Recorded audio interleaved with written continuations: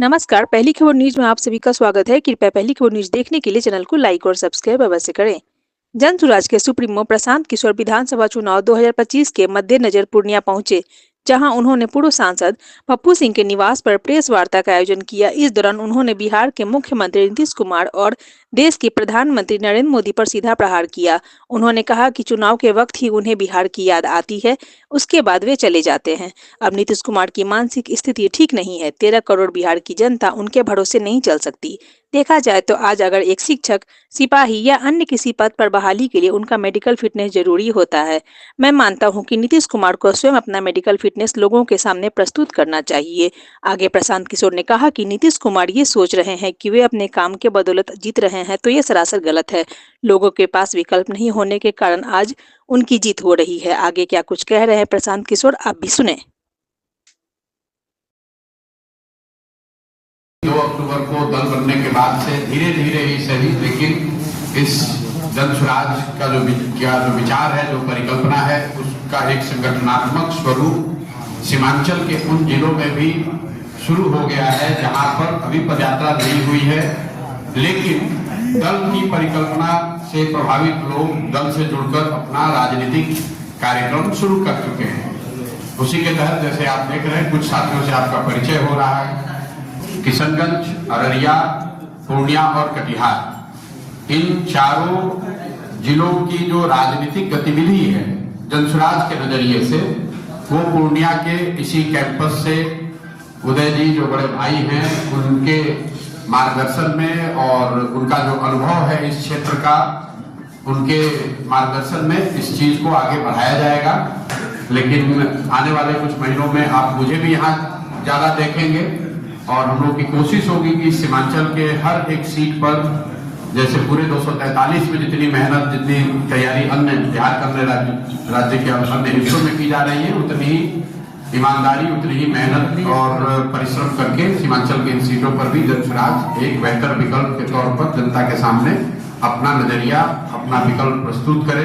पिछले 30-35 साल से बिहार में जो एक राजनीतिक बंधुआ मजदूरी है, जिसमें समाज का एक बड़ा वर्ग न चाहते हुए भी लालू जी के जंगल राज के डर से नीतीश कुमार और भाजपा को वोट करता है, उसी तरह मुसलमानों का एक बड़ा वर्ग सिर्फ भाजपा के डर से, उनके पास विकल्प न होने की वजह से लालटेन को, राजद को वोट करता है।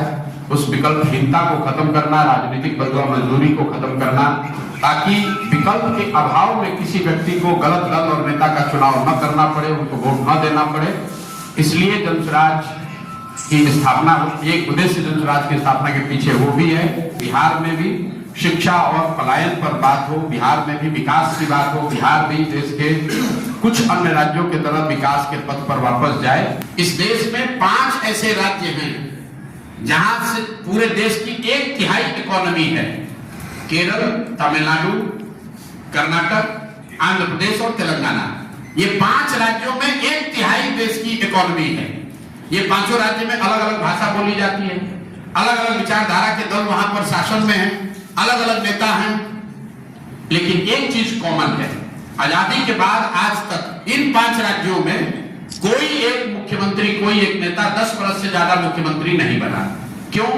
क्योंकि जनता ने उन पर शिकंजा रखा है। आप बताइए कि पूरे बिहार में लोगों ने भाजपा को, मोदी जी को वोट दिया है। मोदी जी के जाति के कितने लोग बिहार में रहते हैं? जिन लोगों ने नीतीश कुमार को वोट दिया है, नीतीश कुमार के जाति के कितने लोग बिहार में रहते हैं? अगर लालू जी की भी बात कर ले तो लालू जी के जाति के 15-16% लोग बिहार में रहते हैं। तो क्या लालू जी को 15% वोट से आप बिहार जीत जाइएगा?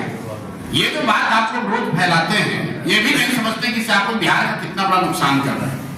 आप कभी बिहार के बाहर जाइए, क्या गुजरात में जातियों की राजनीति नहीं है? नीतीश कुमार का तबियत कैसा है? नीतीश कुमार का तबियत कैसा है तो आप ही हमको बताइएगा। नीतीश देखिए, हम लोग यहाँ पर कई साथी आप लोग हंस रहे हैं, ये कितनी दुखदायी स्थिति है कि यहाँ पर अगर किसी सिपाही की, टीचर की भी भर्ती होती है तो उसके स्वास्थ्य की जांच होती है। अगर मेडिकल फिटनेस ना हो तो आप सिपाही भी नहीं बन सकते।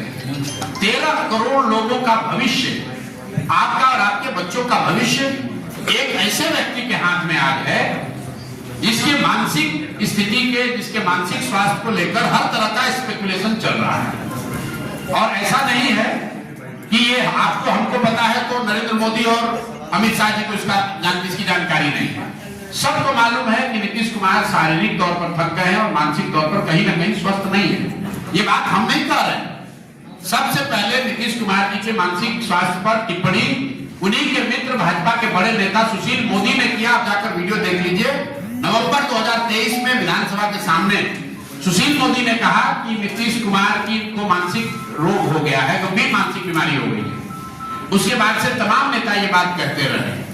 हम लोगों ने जनसुराज में कभी किसी के व्यक्तिगत स्वास्थ्य पर उस पर टिप्पणी नहीं की है। मैंने टिप्पणी पहली बार जनवरी में किया, जब बीपीएससी अभ्यर्थियों के आंदोलन में सरकार से बातचीत के दौरान हम लोगों को एहसास हुआ कि नीतीश कुमार को ज्यादातर बातें या तो समझ में नहीं आ रही है, उनको याद भी नहीं रह रहा है।